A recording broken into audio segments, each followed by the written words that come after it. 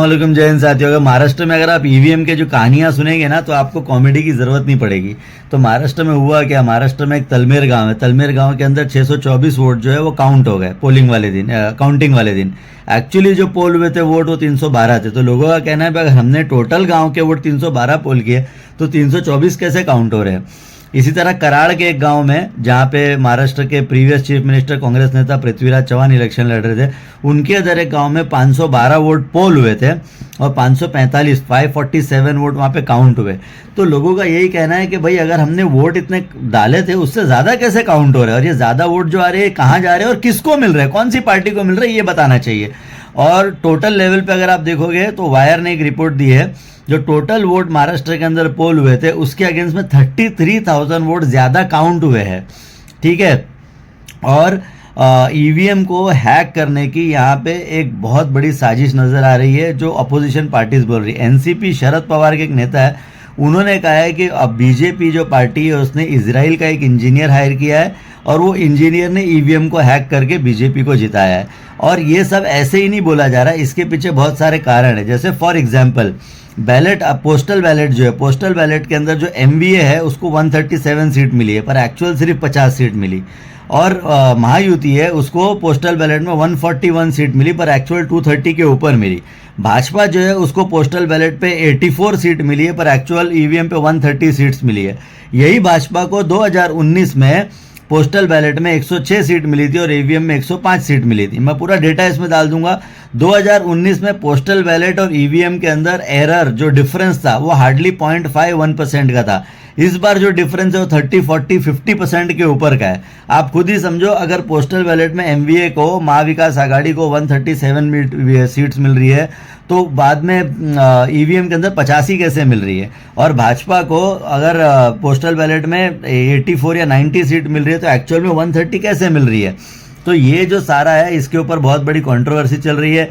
अमरावती के अंदर एक बूथ के ऊपर ऐसा हुआ है कि दो कैंडिडेट को हर बूथ पे सेम वोट मिले हैं, 212, 212, 65, 65, 75, 75, 100, 100, वो मैं इसकी पिक डाल दूंगा इसके अंदर। तो महाराष्ट्र के अंदर ईवीएम का क्या फ्रॉड हुआ है इसके ऊपर एक बहुत बड़ी कहानी चल रही है। एक और एग्जाम्पल आपको देता हूँ। महाराष्ट्र के अंदर 5 बजे के बाद पोलिंग डेटा खत्म होने तक, पोलिंग खत्म होने तक 7% वोटिंग हुई है, मतलब 75 लाख वोट एक्स्ट्रा गिरे 5 बजे के बाद। वहीं झारखंड में जहां कांग्रेस और जेएमएम जीती है वहां पे सिर्फ 1% वोट गिरा है 5 बजे से पोलिंग खत्म होने के बाद। तो ये 7%, 75 लाख एक्स्ट्रा वोट किसको गए। अब ये 75 लाख को अगर आप डिवाइड कर लो 288 सीट से तो कितना आता है, हर सीट के ऊपर लगभग 20,000 से ऊपर।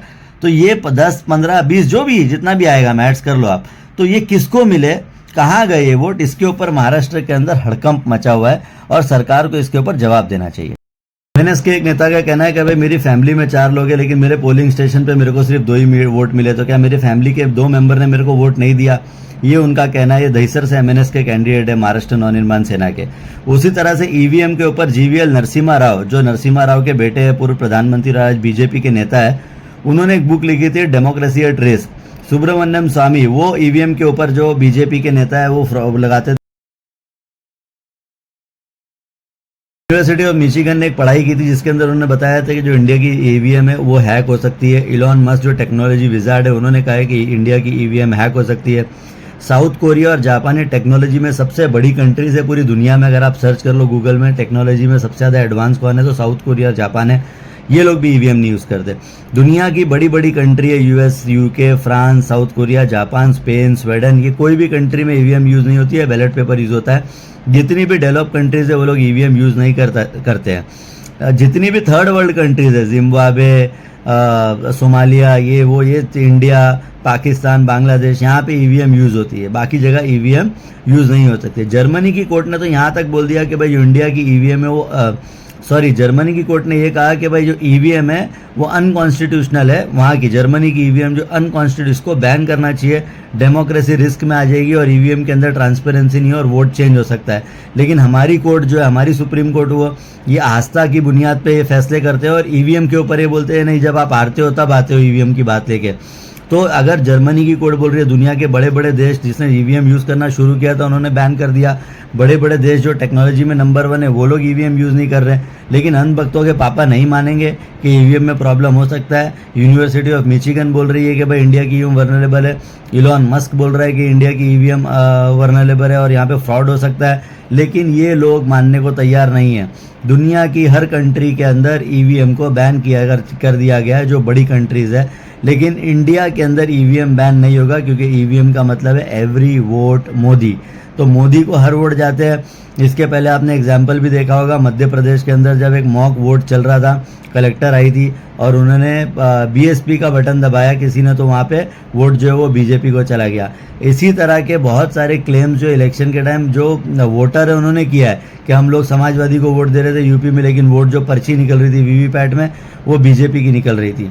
तो ऐसा इतना कन्फ्यूजन होने के बाद में अगर मोदी जी को लगता है वो इतने बड़े लीडर है, वो अपने आप को विश्व गुरु मानते हैं, वो ये मानते हैं वो इंदिरा गांधी से बड़े लीडर है और वो उनके जो भक्त है वो समझते हैं भाई दुनिया के सबसे पॉपुलर लीडर है, तो बैलेट पेपर पे एक बार इलेक्शन करा के देखे। पोस्टल बैलेट के अंदर अगर एमवीए को 137 सीट आती है और बीजेपी को 141 आती है महायुति को, तो इसका मतलब क्या है? इसका मतलब पोस्टल बैलेट में वोट कौन देता है पहले वो समझ लो। गवर्नमेंट के एम्प्लॉयज़ वोट देते हैं, टीचर्स वोट देते हैं, पुलिस का स्टाफ वोट देता है। तो ये सब लोग जो पोस्टल बैलेट के अंदर वोट दे रहे हैं, वो लोग अगर वो उसके काउंटिंग के अंदर अगर बीजेपी को, उसमें तो मुसलमान भी कम होंगे, गवर्नमेंट जॉब में मुसलमान 2% है, तो वहाँ पे अगर बीजेपी को सिर्फ 140 सीट्स आ रही है, 141 आ रही है और कांग्रेस और एमवीए को 137 सीट आ रही है, लेकिन ईवीएम में अगर इतना बड़ा गैप होता है, इसका मतलब ईवीएम में कुछ इश्यूज तो है जो हमारी गवर्नमेंट छुपाने की कोशिश कर रही है। जैसे मैंने आपको पहले बताया, जेवीएल नरसिम्हा राव, जो नरसिम्हा राव के बेटे हैं, उन्होंने बुक लिखी थी कांग्रेस के वक्त, जो बीजेपी के लीडर है, कि डेमोक्रेसी एट रिस्क। सुब्रमण्यम स्वामी जो बीजेपी के लीडर, उन्होंने एक प्रेस कॉन्फ्रेंस की थी, उन्होंने कहा था कि भाई ईवीएम जो है ईवीएम के अंदर फ्रॉड होता है। खुद नरेंद्र मोदी, एलके अडवाणी, लोगों ने 2009 के अंदर जब लोकसभा का इलेक्शन आ रहा तो ईवीएम को दोष दिया था। तो आज इनको ईवीएम इतनी अच्छी क्यों लग रही है? क्या सही में इजराइल से कोई इंजीनियर आया है क्या जो ईवीएम के अंदर फ्रॉड कर रहा है? और एक स्टिंग वीडियो भी चल रहा है जिसके अंदर ये कहा गया है कि भाई हम ईवीएम आपको सेट करके देंगे और 53 लाख के अंदर एक सीट जिता के देंगे। तो ये सही में एवरी वोट मोदी है क्या? तो इसके ऊपर एक प्रॉपर इन्वेस्टिगेशन होना चाहिए। इलेक्शन कमीशन को इसके ऊपर इंडिपेंडेंटली एक वो करना चाहिए और अपोजिशन पार्टीज़ को इलेक्शन बॉयकॉट करना चाहिए, तब जाके ये सारी चीज़ें ठीक होंगी। वरना हर इलेक्शन के अंदर लोग जाएंगे, वोट तो मोदी के खिलाफ करेंगे, लेकिन एंड में बीजेपी की ही सत्ता आएगी। जय हिंद, जय महाराष्ट्र।